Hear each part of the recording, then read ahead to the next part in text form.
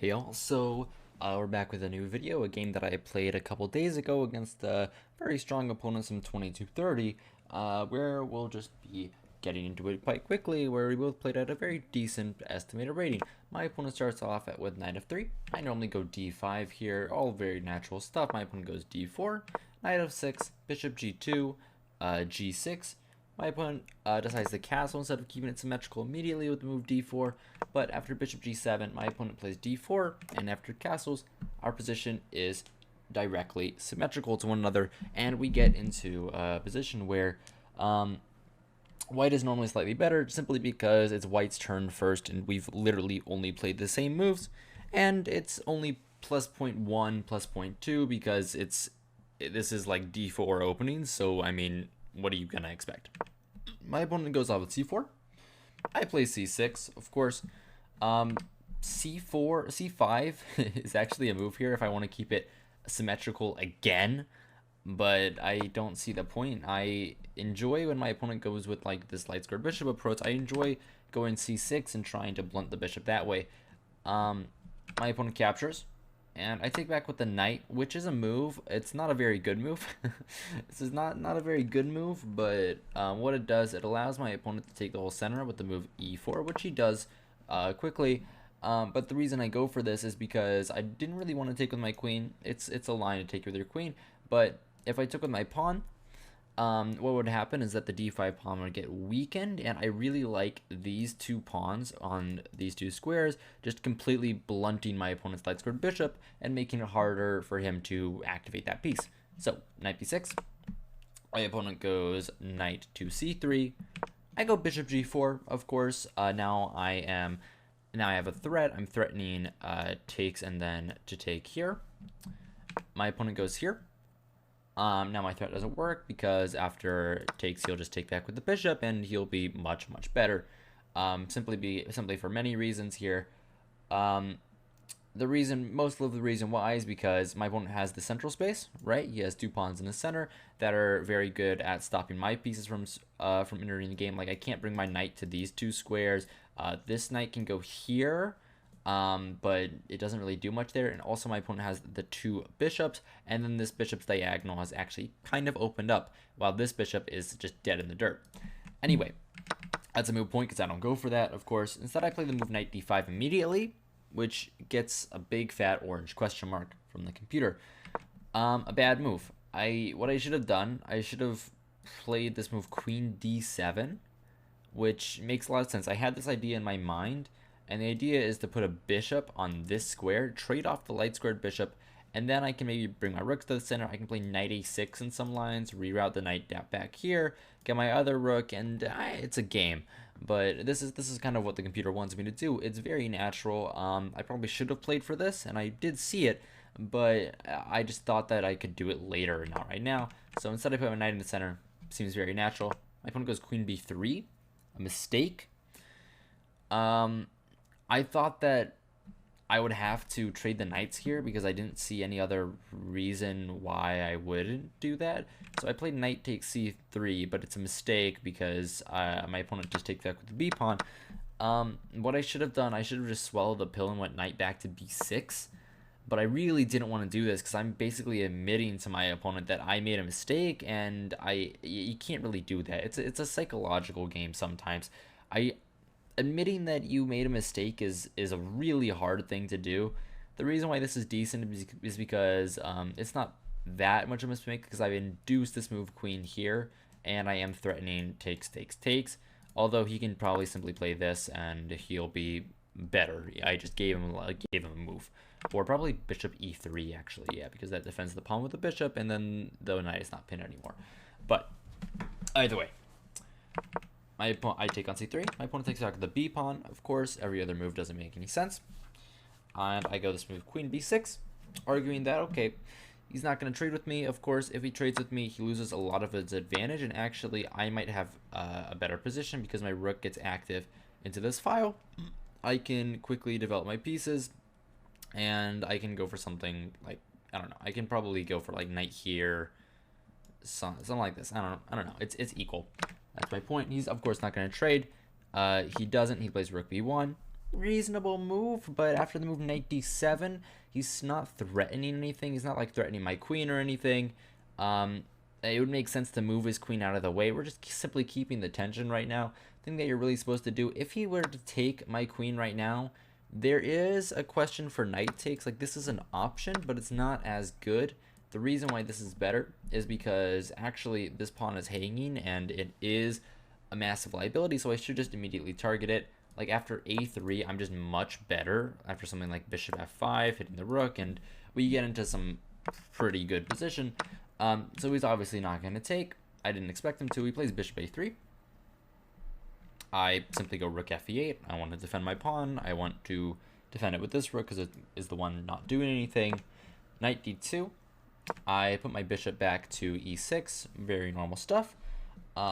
If he plays this, I'll just take back with the pawn, and I mean, that's completely fine with me. You have to trade his light squared bishop off, and I mean, I love that. That's awesome. Or even if, like, if he went here, I could probably throw in this intermezzo, take back, and then I'm up a pawn. But this is interesting. He's probably going to take the pawn here. He's not going to take with the knight. He's going to take with the rook, and we get into some interesting positions. But after bishop e6, queen c2, I go queen a6, which I thought was very natural, putting my queen on a better square.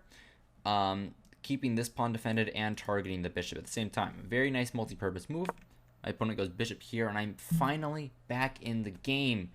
And the reason I'm back in the game is this insane move that I did not see. The idea is that actually my opponent's bishop is trapped here. Like, if I'm able to play c5 properly, my opponent's bishop is just trapped, and c5 is on my radar. I do end up playing it later, but for a different reason.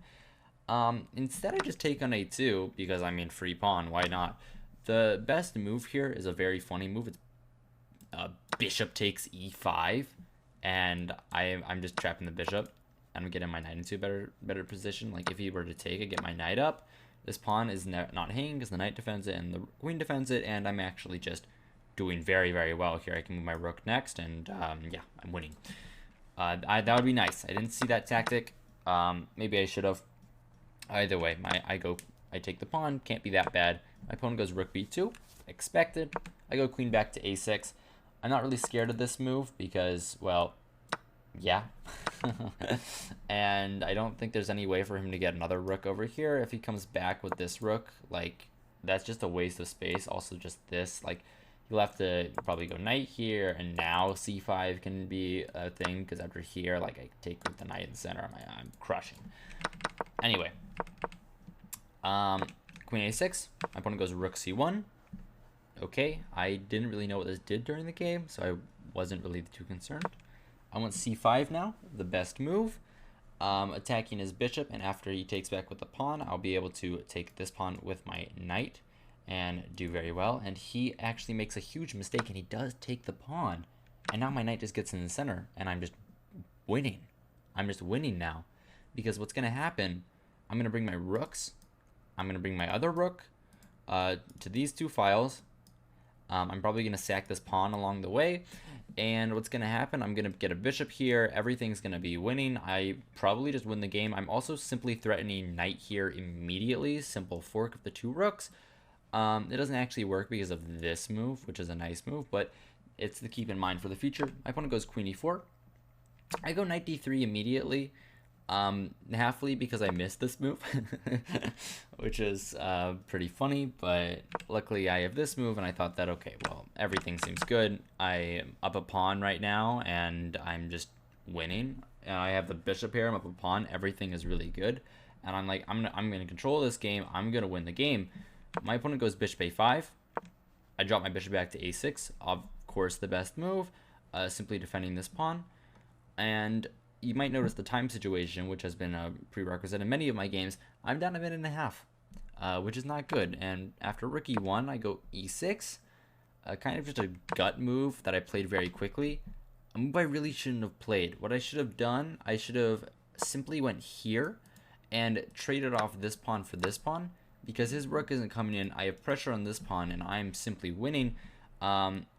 Bishop back probably. I can even play bishop c3. Probably bishop takes rook. Maybe I take the rook, and this position is easily winning.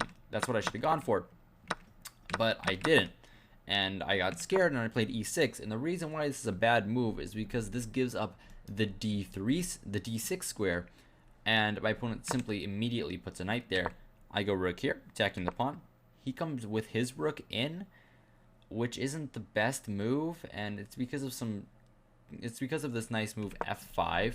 The point being that I'm forcing him to go here, and then he's gonna block his rook, and then I'm gonna win this pawn. That's the point. My opponent goes knight g5 instead, attacking my other pawn. I take on c5. Okay, I'm attacking the bishop. Bishop moves. I drop back. I'm up 2 pawns now. Like, what could be better than this? What could be better than this? Maybe I should have gone rook d5 and traded the rooks. In reality, this is probably a lot better because he never has that move. If this moves, I just have bishop c4, and I'm doing quite well. I have a5 on the way. Either way, I don't do that. I just drop back and defend my pawn. And now his rook infiltrates, and it gets a little spicy here.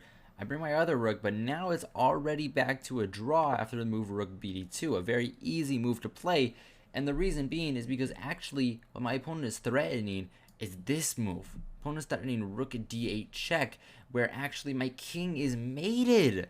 My king is mated. Just to show you, like here, my king isn't exactly mated, but I have to throw away all my material. And it doesn't take a genius to tell you this position is bad. Yeah, that's a little rough, but either way, he doesn't find all that. I go here, and I bet he does find all that, but I do play this move, rook e8, simply saying that after this move, rook d8, I'll simply have rook c8, I'll get a trade of rooks, and I mean, I should be better. I'm up 2 pawns.